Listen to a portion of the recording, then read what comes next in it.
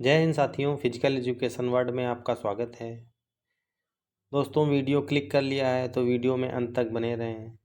साथियों, यहाँ पर आपको फिजिकल एजुकेशन एवं स्पोर्ट्स से रिलेटेड सभी अपडेट्स मिलती रहेंगी। सभी प्रकार के टीजीटी पीजीटी एग्जाम्स की तैयारी को बेहतर बनाने के लिए आप हमसे जुड़े रह सकते हैं। साथियों, आज की क्लास बहुत ही इंपॉर्टेंट होने वाली है। जैसा कि आज की क्लास में MPTET 2023 का पेपर डिस्कस किया जाएगा। ये वीडियो आपके लिए बहुत ही यूजफुल होने वाली है। और जो साथी मेरे चैनल पर पहली बार आए हैं, प्लीज़ चैनल को सब्सक्राइब कर लें। दोस्तों, बढ़ते हैं हम अपनी क्लास की ओर। क्वेश्चन नंबर 51, मनुष्य के टखने में कितनी हड्डियां होती हैं? मनुष्य के टखने में 7 बोन्स होती हैं, मतलब मेटाटॉर्सल, टॉर्सल और मेटाटॉर्सल 5 और 7 होते हैं। क्वेश्चन नंबर 52, निम्नलिखित में से किस प्रकार का उपास्थि मनुष्यों में लंबी हड्डियों के जोड़ों पर मौजूद होती है? दोस्तों, ये रेशेदार उपास्थियों के बारे में जान लेते हैं। जैसा कि ये वाइट फाइब्रो कार्टिलेज कही जाती हैं और बहुत सारे कोलेजन फाइबर से मिलकर ये बनी होती हैं। ये टेंडन्स और लिगामेंट्स में बदल जाती हैं। ऑप्शन बी, ये हाइलिन उपास्थियाँ क्या होती हैं? तो दोस्तों, ये कांच की तरह बिल्कुल ट्रांसपेरेंट होती हैं और ग्रे कलर की एक होती हैं। ये हमारी पसलियों में और श्वास नली स्वर यंत्र में जो है सर्वाधिक मात्रा में मौजूद होती हैं। अब जान लेते हैं ऑप्शन सी, लोचदार। जैसा कि इसके नाम से ही पता चलता है कि यहाँ पर फ्लेक्सिबिलिटी की बात हो रही है, तो ये बहुत ही फ्लेक्सिबल जो टिश्यूज़ हैं और इनका जो कलर है वो येलो होता है। और जैसे कान का हमारे बाहरी हिस्सा देखिएगा, निचला हिस्सा तो वो हिस्सा जो है इन उपास्थियों का बना होता है, लोचदार उपास्थियाँ कहलाती हैं। और इसमें जो एक प्रोटीन होता है वो इलास्टिन प्रोटीन होता है। जैसे इलास्टिक नहीं होती है खूब बहुत सारी बढ़ने वाली, इसी टाइप से इसमें इलास्टिन प्रोटीन होता है। और हमारी जैसे नाक का आगे वाला भाग है वो भी लोचदार उपास्थियों का बना होता है। डी, कैल्सीफाइड उपास्थियाँ। तो कैल्सीफाइड उपास्थियाँ जो होती हैं इनमें कैल्शियम बहुत अधिक मात्रा में होता है, इसलिए ये बहुत मजबूत होती हैं। एग्जाम्पल के तौर पे हमारा स्केपुला बोन्स जो होती हैं अपर बैक में, वो बहुत मजबूत होती हैं। उम्मीद करता हूँ दोस्तों सारे ऑप्शंस आपको समझ में आ गए होंगे। और साथियों, इस प्रश्न का जो सही जवाब है वो ऑप्शन बी, हाइलिन उपास्थियाँ है। क्वेश्चन नंबर 53, निम्नलिखित में से किस मानव लिगामेंट को बिगेलो का वाई आकार का लिगामेंट कहा जाता है? तो दोस्तों, याद रखना इस प्रश्न का जवाब ऑप्शन सी, इलियोफेमोरल लिगामेंट कहा जाता है। इसका थोड़ा सा डिटेल जान लेते हैं। तो साथियों, ये कूल्हे के जोड़ पे जो कूल्हा होता है हमारा, तो कूल्हे के जोड़ पर एक मोटा और लचीला लिगामेंट्स होता है। और बाकी जो ऑप्शंस हैं, ग्लेनोइडल लेब्रम, इस्टियोकैप्सुलर, ट्यूबोकैप्सुलर, ये सब हमारे पेल्विक से ही रिलेटेड हैं। क्वेश्चन नंबर 54, निम्नलिखित में से कौन सी संरचना मनुष्यों में रक्त को एक दिशा में प्रवाहित करती है? याद रखना साथियों, मनुष्य के जो रक्त को एक दिशा में प्रवाहित करता है वो वाल्व होते हैं। ऑप्शन डी सही जवाब हो जाएगा। वाल्व की संरचना इस टाइप से होती है, जो ऊपर से नीचे की ओर ब्लड को सप्लाई करते हैं, लेकिन नीचे से ऊपर को ब्लड नहीं जा सकता है, मतलब वाल्व एक दिशीय होते हैं। ब्रोंक्यूल, ये लंग्स से संबंधित है। न्यूरॉन्स नर्वस सिस्टम से संबंधित है।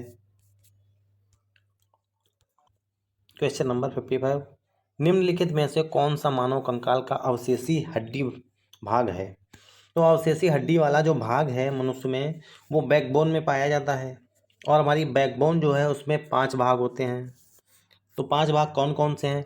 पहला सर्वाइकल है, दूसरा थोरेसिक है, तीसरा लंबर है, चौथा सैक्रम है और पांचवा कॉकिक्स है। तो पांचवा जो भाग होता है इसे ही अवशेषी भाग कहा जाता है।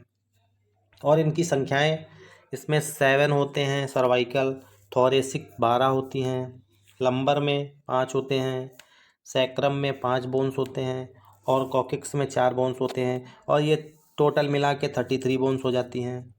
तो उम्मीद करता हूँ साथियों ये आपको समझ में आ गया होगा, बैकबोन्स में जो हड्डियों का बंटवारा है कैसे हुआ है। और अब ऑप्शंस को समझ लेते हैं। ये हंसली की जो बोन होती है दोस्तों, ये हमारी गले में जो धनुष के आकार की 2 बोन्स होती हैं, आपस में 2 हड्डियाँ निकली रहती हैं गले में बीचों बीच में, उसे हंसली की बोन कहते हैं। ग्रीवा की बोन यही सर्वाइकल बोन होती है। कॉकिक्स जो है ये हमारी सबसे लास्ट की बोन होती है, अवशेषी हड्डी, यही हमारे प्रश्न का सही जवाब है। और कपाल क्या होता है? कपाल हमारे सर का हेलमेट होता है। तो मुझे लगता है आपको क्लियर हो गए होंगे सारे ऑप्शंस और बैकबोन भी क्लियर हो गई होगी।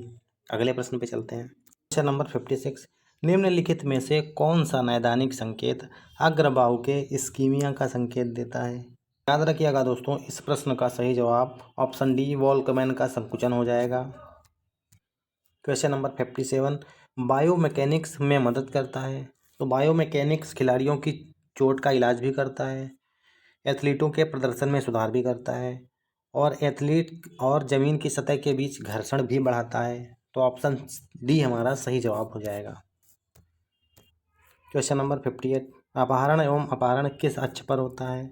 दोस्तों, इस प्रश्न का सही जवाब ऑप्शन डी धन या एंटेरो पोस्टीरियर हो जाएगा।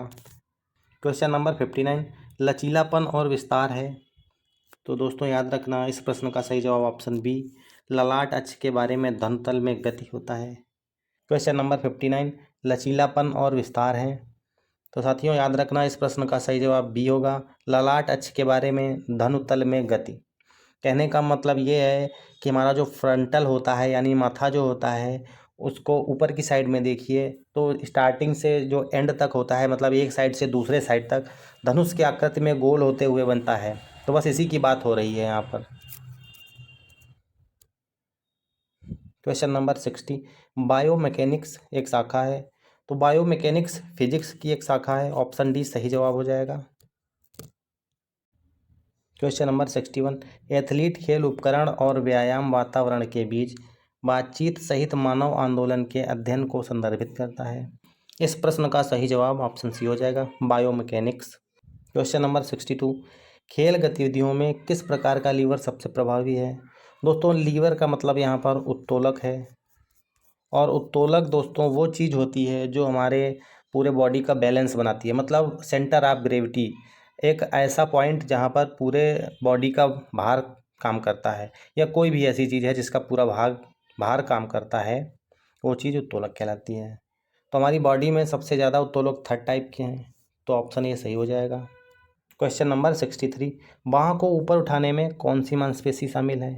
तो साथियों जब बाँह को हम ऊपर उठाते हैं तो डेल्टॉइड मसल आती है। जान लेते हैं बाइसेप्स मसल ये कौन सी होती हैं।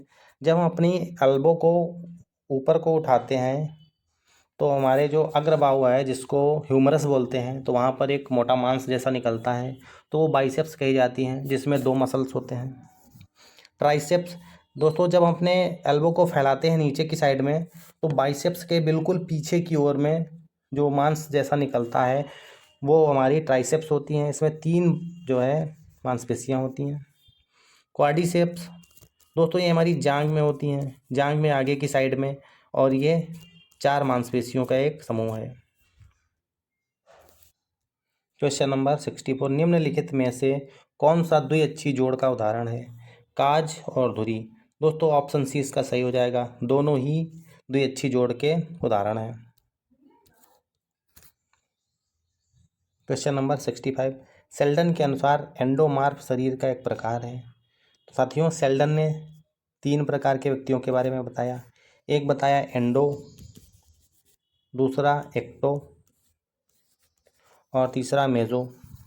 तो एंडो जो होता है ये गोल मटोल खूब खाने वाले बढ़िया होते हैं, शौकीन, और एक्टो होते हैं दुबले पतले लोग, और मेजोमार्फ जो होता है ये बिल्कुल फिट ज़बरदस्त होता है। और तो इस प्रश्न का सही जवाब जो है हमारा ऑप्शन ए हो जाएगा, क्योंकि एंडोमार्फ पूछा गया है और ये बिल्कुल गोल मटोल से होते हैं। क्वेश्चन नंबर 66, किस प्रकार के शरीर की पहचान गोल शरीर और प्रसन्न व्यक्तित्व से की जा सकती है? तो साथियों अभी पिछले क्वेश्चन में हम लोगों ने जाना था इसका टाइप। तो गोल शरीर और प्रसन्न व्यक्ति जो हैं एंडोमार्फ में आते हैं, तो एंडोमार्फ इसका सही जवाब हो जाएगा। क्वेश्चन नंबर 67, जो व्यक्ति निर्भीक और मिलनसार है वह है। तो साथियों ये जो थ्योरी थी ये विलियम जुंग ने दी थी। विलियम जुंग जो हैं इन्होंने ये थ्योरी दी थी। 3 टाइप के व्यक्तियों के बारे में इन्होंने बताया था। वो 3 टाइप कौन कौन से हैं? एक है इंट्रोवर्ट, दूसरा हो गया एक्सट्रोवर्ट, और तीसरा हो गया एम्पीवर्ट। तो इंट्रोवर्ट वो होते हैं जो अंतर्मुखी होते हैं, मतलब साइलेंट रहने वाले। एक्सट्रोवर्ट जो बोलते हैं, खूब बहुत बोलते हैं, और एम्पीवर्ट इनको उभयमुखी कहा जाता है। ये दोनों का मिक्सचर होते हैं। तो ऑप्शन हमारा इसके अनुसार मिलनसार और निर्भीक के बारे में पूछा गया है, तो ये बहिर्मुखी होते हैं। क्वेश्चन नंबर 69, पुरस्कार या प्रशंसा के माध्यम से प्रेरणा को कहा जाता है। तो साथियों, जब कोई भी पुरस्कार या प्रशंसा की जाती है तो मतलब बाहर से हमें प्रेरित किया जा रहा है, तो ये बाहरी प्रेरणा कहलाती है। क्वेश्चन नंबर 70, निम्नलिखित में से कौन सा आंतरिक प्रेरणा की विशेषता नहीं है। तो आंतरिक प्रेरणा की विशेषता प्रतिपुष्टि नहीं है, लक्ष्य है वो हमारे आंतरिक रूप से निर्धारित किए जाते हैं, आवश्यकताएं हमारे अंदर से आती हैं, और मनोव्यक्ति जो है वो हमारे माइंड में ही होती है। तो ये तीनों आंतरिक प्रेरणा की विशेषताओं में आ जाते हैं। साथियों, ये आज की हमारी क्लास थी। उम्मीद करता हूँ आप लोगों को पसंद आई होगी। मिलते हैं अगली क्लास में नए प्रश्नों के साथ में। तब तक के लिए हंसते रहिए, मुस्कुराते रहिए। जय हिंद।